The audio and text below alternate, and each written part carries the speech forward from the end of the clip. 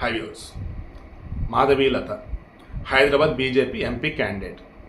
ఈమెకు సంబంధించి మనం వీడియో ఇచ్చాం, రెస్పాన్స్ బాగానే వచ్చింది. ఎందుకంటే చాలామంది ఈ బీజేపీ వాళ్ళు కానీ హిందువులు కానీ ఈమె అక్కడ కంటెస్ట్ చేస్తే గెలిచిద్దని చెప్పేసి గట్టిగా భావిస్తూ ఉన్నారు.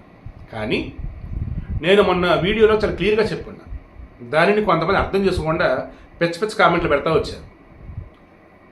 మనం ఆమె కోసం ఫేవర్గా చేసినా అందులోనూ అర్థం కాక నేను చెప్పి నిజమైన తెలియక పిచ్చి కామెంట్లు పెట్టి కొంతమంది ఎదవలు అనకూడదు, కానీ ఆడవాళ్ళు కూడా ఉన్నారు అందులో. వాళ్ళకి చెప్పు తెగేటట్టుదిగో ఇప్పుడు కరాటే కళ్యాణి, బీజేపీ ఆమె కరాటే కళ్యాణి, అవునా?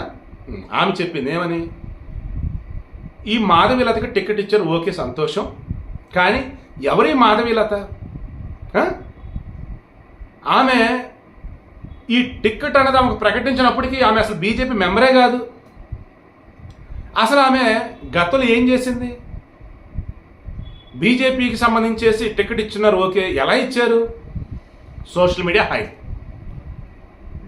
అంటే కొంతమంది ఓపెన్గా అన్నారు, ఈమె డబ్బులు ఇచ్చుకొని పెయిడ్ ప్రమోషన్ చేయించుకుంది. ఈ సోషల్ మీడియా, దట్ మీన్స్ ఫేస్బుక్లో, యూట్యూబ్లో కొన్ని ఛానల్స్కి పెయిడ్ ప్రమోషన్స్ వాళ్ళకి డబ్బులు ఇచ్చి ఇంట్రోల్ చేయించేసి వీటిని హైలైట్ చేయించుకుంది. అండ్ మరికొన్ని చోట్ల వచ్చేసి మొత్తం బాగా వైరలేటెడ్ చేశారు ఈ టీం అంతా కూడా. దానివల్ల జనాల్లోకి ఈమె వెళ్ళిపోయేటప్పటికి దాంతో మౌత్ పబ్లిసిటీ ద్వారా ఈమెకు బాగా పేరు వచ్చేసింది. ఏ రకంగా? ఈమె అయితే సరైన క్యాండిడేట్ అని దాంతో బీజేపీలు ఇచ్చారు. ఈమె సరైన క్యాండిడేటా? మన రాజాసింగ్ ఏమన్నాడు తెలుసా? రాజాసింగ్ 2018 ఎన్నికలలో బీజేపీ తరపున గెలిచిన ఒకే ఒక్కడు. సరే, ఆ తర్వాత రఘునందన్ రావు బై ఎలక్షన్లో గెలుచున్నాడు, అండ్ ఈటల రాజేంద్ర ఆ తర్వాత వచ్చినారు, ఆయన గెలుచున్నాడు, ఓకే. సో ఇప్పుడు చూసుకుంటే 8 మంది ఉన్నారు. ఈ 8 మందిలో రాజాసింగ్ ఒక్కడే గతంలో ఉన్నటువంటి వ్యక్తి, రిమైనింగ్ 7 కొత్త వాళ్ళు.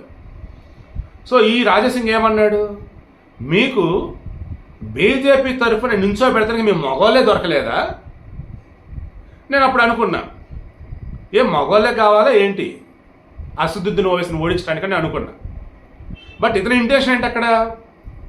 అక్కడ పార్టీ కోసం కష్టపడ్డటువంటి వాళ్ళు, పాత బస్తీలో మంచి గ్రిప్ ఉన్నటువంటి వాళ్ళు, ముస్లింలతో కూడా సత్సంబంధాలు మెయింటైన్ చేసేటువంటి ఎంతోమంది ఈ బీజేపీకి ఉన్నటువంటి మగవాళ్ళు, దట్ మీన్స్ ఏమలా చెప్పాలి, ఏ భాషలో, పురుషులు, ఓకేనా, వాళ్ళు ఉన్నారట బీజేపీ నాయకులు అయ్యా, ఓకేనా, ఓకే, వాళ్ళు ఉన్నారు. వాళ్ళని కాదని ఈమెకి అసలు ఎలా ఇచ్చారు? అసలు ఎవరు ఈమె అన్నట్టుగా కొంచెం గట్టిగానే మాట్లాడాడు ఆయన అయితే. ఇప్పుడు కరాటే కళ్యాణ్ నుంచి అసలు ఏం చెప్తుంది? సో ఆమెకు అలా టికెట్ ఇచ్చారు కాబట్టి మేమేం అనట్లా, కానీ అసలు ఆమె ఏం చేస్తున్నారు? మీరు టికెట్ ఇచ్చారు. బీజేపీకి సంబంధించి గ్రౌండ్ లెవెల్లో పనిచేసేది మేము, మా లాంటి వాళ్ళు ఎంతోమంది ఉన్నారు.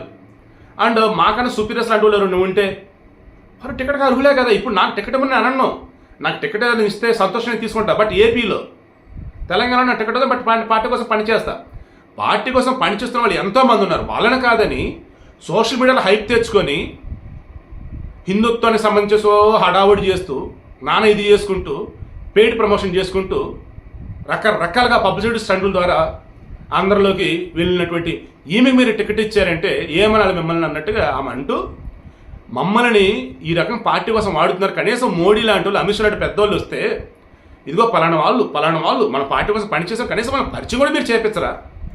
ఈరోజు మాధవీలత వంటి వాళ్ళు పెయిడ్ ప్రమోషన్ చెప్పుకుని ఏదో హడావుడి చేసుకుని ఒకసారిగా లైమ్ లైట్లోకి వస్తే వారిని ఏకంగా పార్టీలో కూడా ఉన్నారో అది చూసుకుంటే వాళ్ళు టికెట్లు ఇస్తారా? మీరు మారండి సార్, ఇక్కడి నుంచి అయినా పార్టీ కోసం పనిచేస్తున్న వారికి, పార్టీలో ఉన్నటువంటి వారికి సీట్లు ఇవ్వండి అని చెప్పేసి ఆమె అంటూ ఉన్నారు. సో మనం చెప్పింది కరెక్ట్ అన్నట్టయితే ఇప్పుడైనా నేను మరలా ఓపెన్గా అంటున్నా, ఈమె మాధవీలత సంస్కృతి కాంట్రవర్సీలు కూడా నడుస్తుంది బయట వీడియోలు, ఆ తర్వాత డిస్కస్ చేస్తా. ఇప్పటికీ బీజేపీలో ఉన్నటువంటి ఎంతోమంది ఓపెన్గా అనటం లేదు, కానీ లోపల మాత్రం ఈమెకు అసలు ఏ బేస్ మీద టికెట్ ఇచ్చారు, ఈమె అసలు ఎవరని, ఏం చేసిందని అంటున్నారు. ఆ గురించి హాస్పిటల్ సంబంధించి కాంట్రవర్సీలు వీడియోలో వైరల్ అవుతున్నాయి. అసలు ఈమె అకస్మాత్తుగా లాస్ట్ 1 yearగా ఈ రాజకీయాల్లో సీట్ కావాలని, రాజకీయాలకు రావాలని, తద్వారా తన హాస్పిటల్ ప్రమోట్ చేసుకోవచ్చని, లేదన్నప్పుడు పెద్ద సత్సంబంధాలు మెయింటైన్ చేస్తూ బిజినెస్ పరంగా ఎక్స్పెక్ట్ చేసుకుంటే ఎదగొచ్చని ఈ హడావుడి చేస్తూ ఒకప్పుడు నార్మల్గా ఉన్న పర్సన్ ఆ తర్వాత చేతికి ఆకాంకణాలు కట్టి, ఆతాయత్తులు కట్టి, లేదన్నప్పుడు రకరకాలుగా ఆమె వస్త్రాలు అన్నీ కూడా మారిపోయినాయి. సోషల్ మీడియాలో వచ్చేసి భయంకరంగా ప్రచారం చేసుకుంటా పోతుంది. ఆమె వీడియోలు ప్రాపర్గా చూసినట్టయితే ఈ వాడు కూడా నేను యూజ్ చేస్తాను మొన్న, అది కూడా కింద ఓవర్ యాక్షన్ అంటూ హడావుడి చేశారు. గతంలో ఆమె మాట్లాడిన మాటలు ఇప్పుడు మాట్లాడిన మాటలు మీరు చూస్తూ ఉండండి.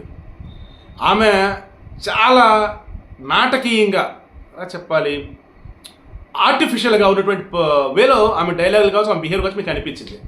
దాన్ని కూడా ఇప్పుడు చాలామంది హైలైట్ చేస్తూ ఉన్నారు.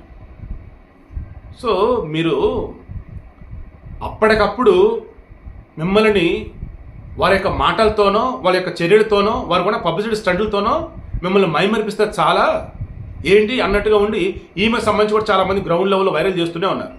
కాంగ్రెస్ సంబంధించి ఇంకా అభ్యర్థి ప్రకటించాలా? ఇప్పటివరకు నాకు తెలిసి బీజేపీకి సంబంధించి ఒకళ్ళని ప్రకటించిన మాధవీలత, అసదుద్దీన్ ఓవైసీ ఎంఐఎం. సో కాంగ్రెస్ వాళ్ళు రేపు బీఆర్ఎస్ వాళ్ళు కూడా అభ్యర్థులను ప్రకటిస్తే అప్పుడు మాధవీలతకు సంబంధించి ఇంకా చాలా వీడియోలు ఏది ఆ ఇమేజ్ డ్యామేజ్ చేసే విధంగా ఉండేవి వైరల్ అవుతాయి అని నాకైతే అనిపిస్తా ఉంది. ఇంకా బీజేపీ వాళ్ళు వాళ్ళ ఇష్టం, మరి పార్టీలో ఉన్న వాళ్ళే కరెక్ట్గా పర్సన్గా అది అంటూ ఉన్నారు. అండ్ ఆమె అకస్మాత్తుగా వచ్చిందే బాబు, ప్రమోషన్ చేర్చుకుంటూ హడావుడి చేసుకుంటూ ఆమె చేసింది ఏమి లేదు. బీజేపీకి కానీ లేదంటే హిందుత్వానికి కానీ రిమైనింగ్ సోషల్ సర్వీస్ అన్నప్పుడు కూడా గొప్పగా ఏం చేసింది ఏమీ లేదు, చెక్ చేసుకుంటే చెప్పి చాలామంది ఓపెన్గానే అంటూ ఉన్నారు. సో మొత్తంగా మాధవీలతకి సంబంధించి బీజేపీ వాళ్ళ నుంచే ఓపెన్గా వ్యతిరేకత వ్యక్తం అవుతుందంటే బీజేపీ హైకమాండ్ ఒకసారి ఆలోచించుకోవాలి ఆమె టికెట్ విషయంలో.